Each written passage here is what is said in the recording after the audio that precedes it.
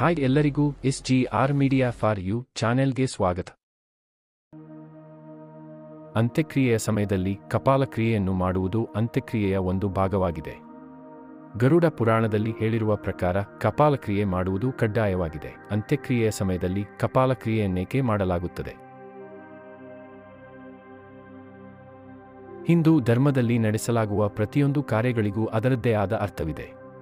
ಅಂತಹ ಆಚರಣೆಗಳಲ್ಲಿ ಅಂತ್ಯಕ್ರಿಯೆ ಸಂಸ್ಕಾರವೂ ಒಂದು. ಅಂತ್ಯಕ್ರಿಯೆಯನ್ನು ಕೂಡ ವಿಧಿ ವಿಧಾನಗಳ ಕೂಡ ಮಾಡಲಾಗುತ್ತದೆ. ಅಂತ್ಯಕ್ರಿಯೆ ಮಾಡುವ ವಿಧಿ ವಿಧಾನಗಳ ಬಗ್ಗೆಯೂ ಗರುಡ ಪುರಾಣಗಳಲ್ಲಿ ಉಲ್ಲೇಖಿಸಲಾಗಿದೆ. ಅಂತ್ಯಕ್ರಿಯೆಯ ವಿಧಿ ವಿಧಾನಗಳಲ್ಲಿ ಕಪಾಲ ಕ್ರಿಯೆಯೂ ಒಂದಾಗಿದೆ. ಕಪಾಲ ಕ್ರಿಯೆಯ ಬಗ್ಗೆ ಗರುಡ ಪುರಾಣ ಹೇಳುತ್ತದೆ. ಹಿಂದೂ ಧರ್ಮದಲ್ಲಿ ಅಗ್ನಿ ಸ್ಪರ್ಶದ ಮೂಲಕವೇ ಅಂತ್ಯಕ್ರಿಯೆಯನ್ನು ಮಾಡುತ್ತಾರೆ. ಈ ಸಮಯದಲ್ಲಿ ದೇಹದ ಪ್ರತಿಯೊಂದು ಭಾಗವೂ ಅಗ್ನಿಯಿಂದಲೇ ನಾಶವಾಗುವುದು, ಆದರೆ ಮಾನವನ ತಲೆಬುರುಡೆ ಉಳಿದುಕೊಳ್ಳುತ್ತದೆ. ಆ ಸಮಯದಲ್ಲಿ ಮರದ ಕೋಲಿನಿಂದ ತಲೆಬುರುಡೆಯನ್ನು ಹೊಡೆದು ಮತ್ತೆ ಅದಕ್ಕೆ ಅಗ್ನಿ ಸ್ಪರ್ಶವನ್ನು ನೀಡಲಾಗುತ್ತದೆ. ಅಂತ್ಯ ಸಂಸ್ಕಾರದ ವೇಳೆ ನಡೆಸಲಾಗುವ ಕ್ರಿಯೆಗಳಲ್ಲಿ ಒಂದಾದ ಕಪಾಲ ಕ್ರಿಯೆಯನ್ನು ಮರಣ ಹೊಂದಿದ ವ್ಯಕ್ತಿಯ ಆತ್ಮದ ಮೋಕ್ಷಕ್ಕಾಗಿ ಮಾಡಲಾಗುತ್ತದೆ. ಈ ರೀತಿ ಮಾಡುವುದರಿಂದ ಮರಣ ವ್ಯಕ್ತಿಯ ಆತ್ಮಕ್ಕೆ ಮೋಕ್ಷ ದೊರೆಯುತ್ತದೆ. ಗರುಡ ಪುರಾಣದಲ್ಲಿ ಮಾನವನ ತಲೆಬುರುಡೆಯನ್ನು ಮೋಕ್ಷದ ಬಾಗಿಲು ಎಂದು ಉಲ್ಲೇಖಿಸಲಾಗಿದೆ.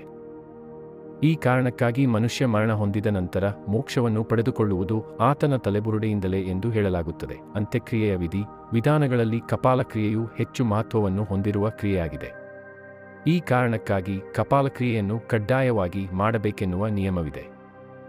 ಯಾವ ವ್ಯಕ್ತಿ ಮರಣ ಹೊಂದಿದ ನಂತರ ಅವನಿಗೆ ಕಪಾಲ ಕ್ರಿಯೆಯನ್ನು ಮಾಡಲಾಗುವುದಿಲ್ಲವೋ ಆ ವ್ಯಕ್ತಿಯು ತನ್ನ ಮುಂದಿನ ಜನ್ಮದಲ್ಲಿ ಸಾಕಷ್ಟು ಸಮಸ್ಯೆಗಳನ್ನು ಅಥವಾ ತೊಂದರೆಗಳನ್ನು ಅನುಭವಿಸುತ್ತಾನೆ.